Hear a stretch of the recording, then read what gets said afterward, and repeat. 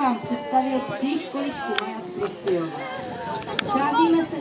Jsme vlastně taková parta nadšenců, které baví učit své psy různým kouskům, ať už pro lepší soužití, nebo jen tak pro legraci. Může k nám přijít každý, ať už má šampiona, nebo jen obyčejného vodníka.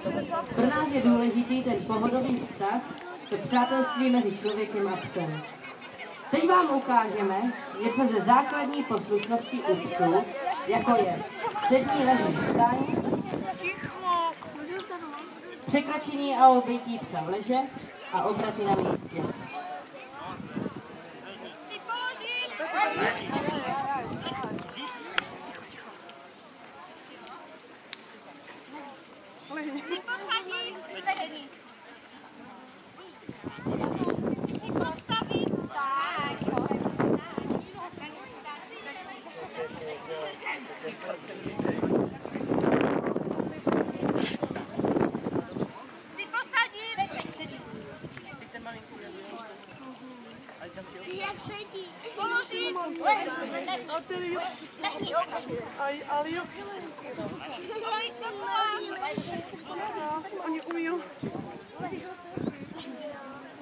Zezadu vidíte Katku ze Sendín,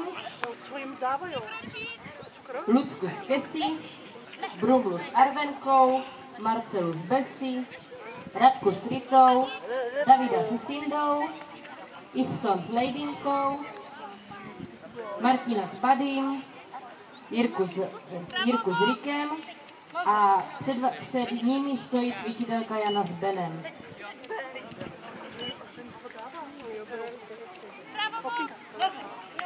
Ty je taky malušenky tam, to se mě líbí, to jsou úplně naučený. Teď vám ukazují ty obraty na místě.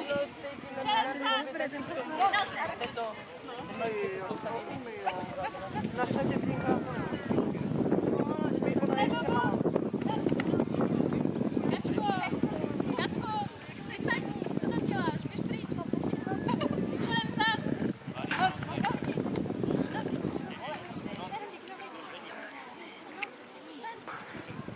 Svého psa můžete naučit i náročnější cviky, jako jsou sedmý lehný staň před převodem na posunky.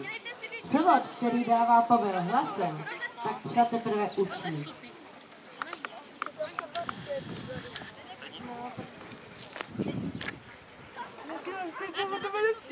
To je malušenky tam, to se mě líbí. Bravo, bok. Tak nosem. Ty rozestupy větší, ale Bettina, Arvenka. Katka se Sendím odešla kousek dozadu, protože by tento náročnější cvik asi nezvládla.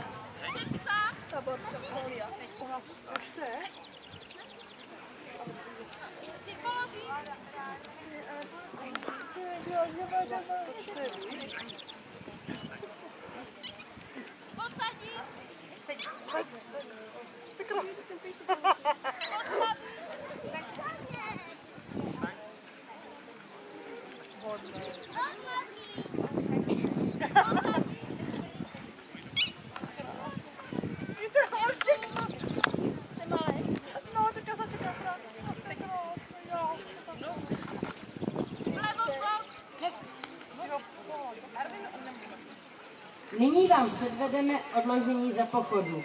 Jako první ukážeme šikminu, kde psi mají ležet. Opět připomínám, že jsme jen amatérský spolek, takže ne vše vyjde tak, jak bychom chtěli.